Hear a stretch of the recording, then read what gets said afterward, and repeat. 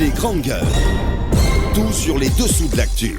Ici, l'actu rime avec liberté de ton sur Radio Espace. On en vient évidemment à ce sujet. Vous avez eu cette dame finalement qui décide de briser le silence ce matin. Elle a décidé de parler. Pourquoi aujourd'hui? Parce qu'elle se sent pointée du doigt, surtout partout dans la zone de Bokeh. Les gens estiment que... il faut rappeler que le monsieur finalement a réussi à obtenir une mise en liberté provisoire. Ouais. C'est pas une relax. Ouais. C'est une mise en liberté provisoire qui n'a pas été, donnée par le tribunal de Bokeh. Donc son avocat a interjeté appel au niveau de la cour d'appel de Conakry. Ils ont réussi à obtenir cette mise en liberté. Et selon les dernières informations que j'ai eues, le monsieur n'a pas encore réintégré son service en attendant de prouver, d'apporter les preuves qui n'est pas la preuve de son innocence. Ouais. Donc j'ai parlé avec la fille qui était complètement désespérée parce on l'a en direct. Voilà, elle va nous expliquer. Voilà, justement, on va l'avoir en direct. Les grandes gueules. Bonjour. Bonjour. Bienvenue sur Radio Espace et dans cette émission Les Grandes Gueules. Allez-y, Jacques Levalino. Alors, madame, vous intervenez donc sous couvert d'anonymat. On voudrait vous donner le temps pour que vous nous expliquiez exactement ce qui s'est passé et puis ça remonte à quand tout ça. Ok, merci. Merci de m'avoir donné la parole. C'est à la date du 27 janvier 2019, vers 17h50, j'étais chez moi à 400. J'étais au téléphone, quelqu'un est venu frapper à ma porte. Je dis c'est qui? Il a dit son nom. Donc je me suis dit qu'un collègue peut venir rendre visite à une collègue. Donc sans savoir qu'il avait quelque chose derrière la tête. Donc j'ai ouvert la porte, il est rentré. Donc je lui ai servi à manger. Quelque temps après, il a commencé à me parler d'amour. J'ai dit mais toi aussi arrête. Tu as une fille qui est très très amoureuse de toi. Qu'est-ce que tu cherches?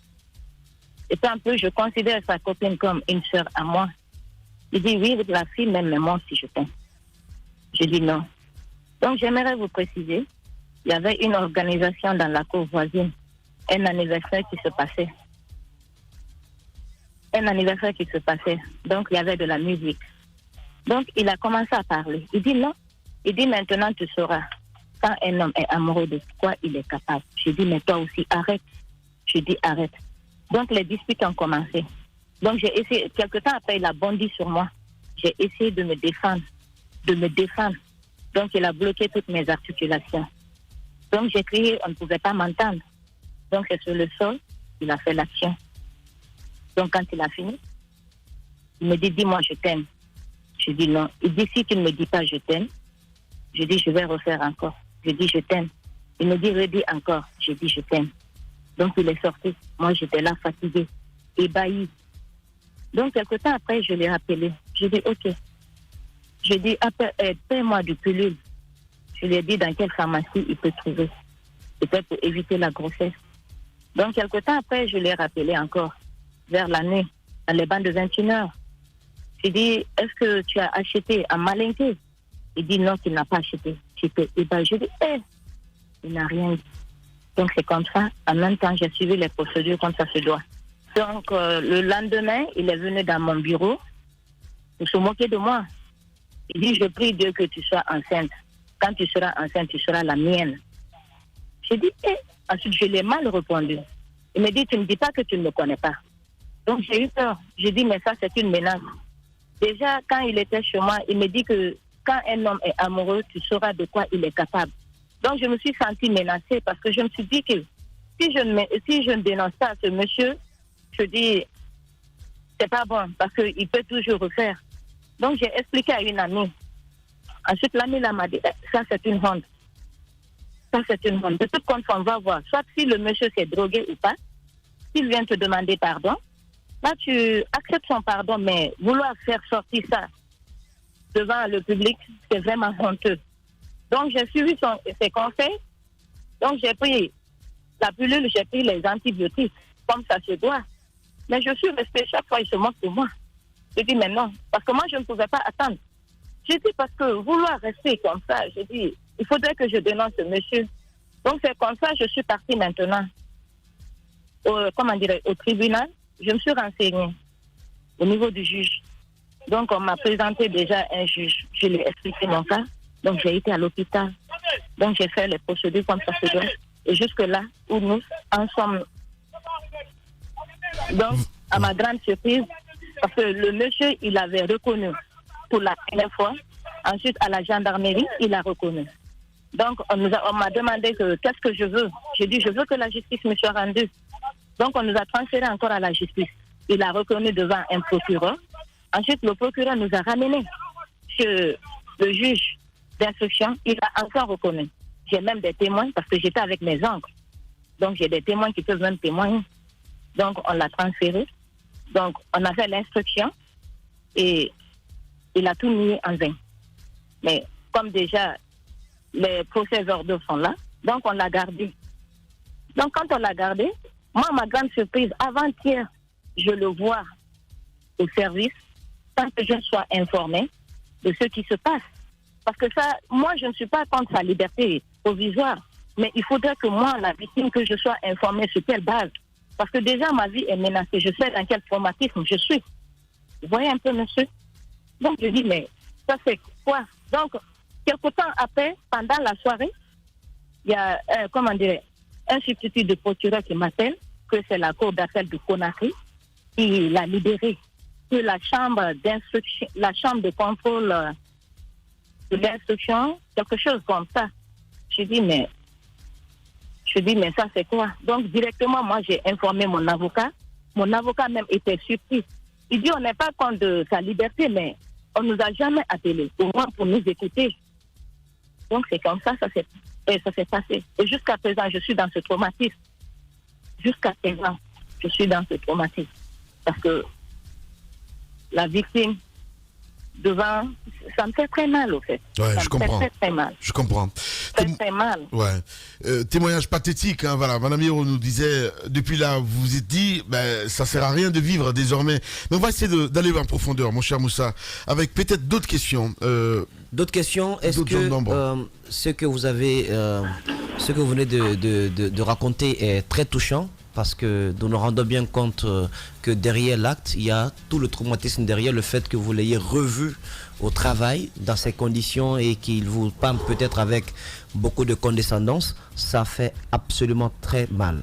Mais est-ce qu'il n'y a pas d'autres raisons sur cette terre pour lesquelles vous pouvez espérer encore vous attacher à la vie? Parce que ce qui est important, c'est que vous soyez en vie pour continuer le combat. À quel prix vous êtes décidé à vous battre comme une lionne pour que votre honneur soit rétabli, madame? Je suis prête à aller jusqu'au bout. Jusqu'au bout. Je sais, mon honneur est sali, ma crédibilité, ma réputation. Parce que déjà, ils m'ont prouvé que l'honneur de la femme n'est pas respecté dans ce pays. Et c'est très, très dommage. C'est la femme qui met l'homme au monde. Et si cet homme abuse de cette femme, et que malgré tout, et qu'on soutient cet homme, parce que généralement, on le dit que le plus souvent, ce sont les coupables qui ont plus d'amis. Les victimes sont là. Je sais, je vis un enfer total. Total. Ouais, je comprends. C'est là où je suis. Voilà. Donc je suis prête à aller jusqu'au bout. Voilà. Au bout. Ouais. Ça c'est déjà beaucoup mieux. Hein, voilà. À dire, vous allez mettre fin à votre vie. Hein, voilà. On aimerait entendre des messages positifs comme ça. Allez-y, Jacques Lewa. C'est quoi la réaction au sein de l'entreprise dans laquelle vous travaillez? Parce que j'imagine que l'affaire, vous l'avez expliqué aux collègues et même à vos responsables. Qu'est-ce qui a été leur réaction? Comment est-ce que le monsieur il est accueilli dans l'entreprise après tout ça? Mais déjà que c'est moi qui suis une menteuse et c'est le coupable qui est la victime. Déjà, il y a toutes sortes de sottises qui se disent sur moi. Mais ce qui fait mal, c'est qu'il se passe entre deux personnes. Et que la troisième personne, c'est la divinité qui nous surveille. Lui, il sait. Et le jeune, consciencieusement, il sait ce qu'il m'a fait. Bien. On me traite de tout. De tout. Il est comme le Dieu, quoi. Je sais. Et c'est moi que les gens voient mal. Mais cela ne va jamais m'en empêcher. J'irai jusqu'au bout. Bien. Qu'on m'accepte ou pas, j'irai jusqu'au bout de mes rêves. J'irai jusqu'au bout pour que l'affaire-là soit blanchie au vu de tout le monde. Bien. Alors, madame, est-ce qu'il y a des risques que vous perdiez votre emploi? Est-ce que vous sentez certaines réticences au sein de l'entreprise? Parce que nous l'apprenons, peut-être que le monsieur est venu là-bas, selon d'autres informations que nous avons eues, il n'est pas encore réintégré, le temps qu'il puisse prouver son innocence. Est-ce qu'il y a des craintes que vous perdiez votre emploi? Oui, il y a des craintes parce que le jour où il était venu, je l'ai vu de mes propres yeux, il est rentré à la direction des ressources humaines.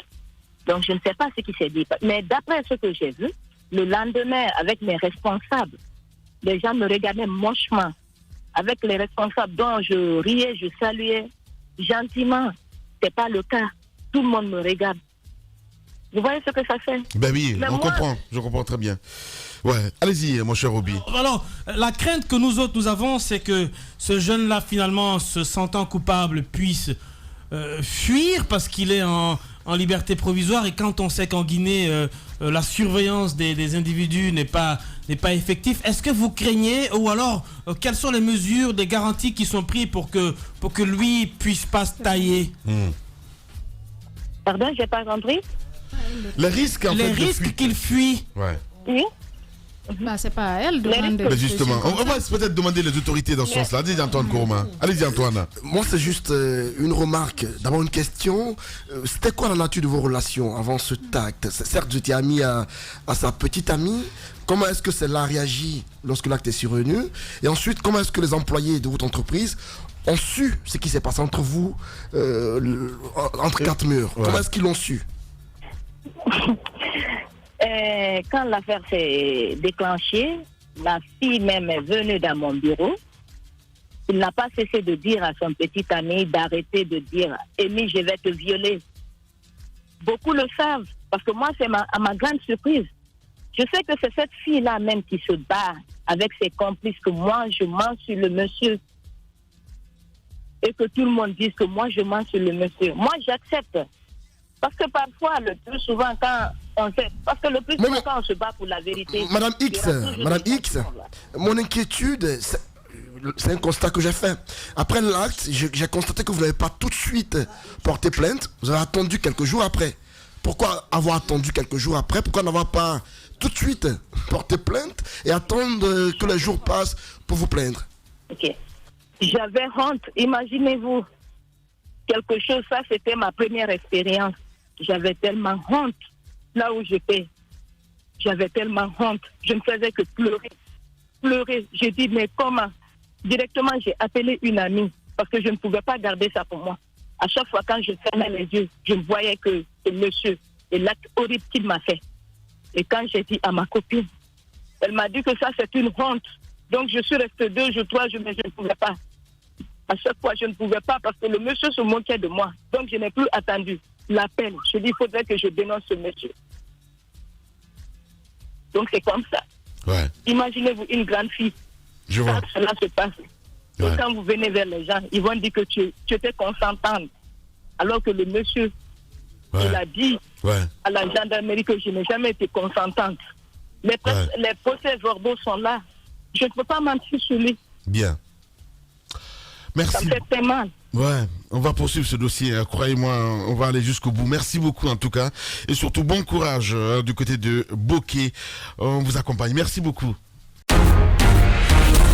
Véritable success story de la radio Espace Guinée, les grandes gueules, détentrices des meilleurs scores radio en Guinée, de la meilleure émission talk show, a donné le créneau horaire du départ au bureau et du retour à la maison, récoltant depuis des années consécutives le titre d'émission la plus écoutée en Guinée, toutes catégories confondues.